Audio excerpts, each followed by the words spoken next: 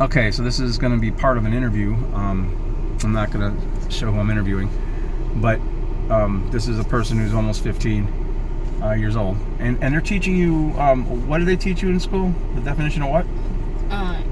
Anarchist. Anarchist. What did they tell you? It's someone that doesn't believe in doesn't believe in government ruling over other people. That's what they told you? Okay. Do you know what the real... That's partially right, okay, but the real etymological meaning of anarchy comes from the Greek prefix an, which means without. And you know what archon means? Ruler. The archons. So literally anarchy means without a ruler. And like what's mono? One. So what would a monarchy be? One ruler. Yeah, like the king, right? Well, he didn't like being in charge, which is why he made earls and lords and all that shit, so he could point the fingers at them, and it's a way of keeping the masses confused. It's compartmentalization.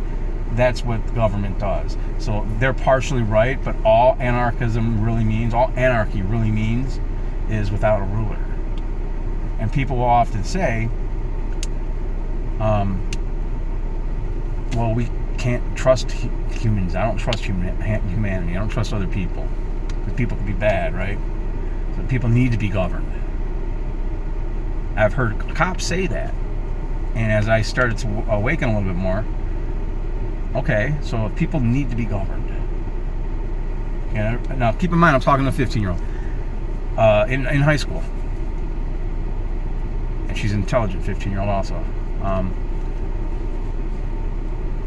If people can't be trusted and need to be governed, who's going to govern them? Other people? Does that make any sense? That's a contradiction. What do you think?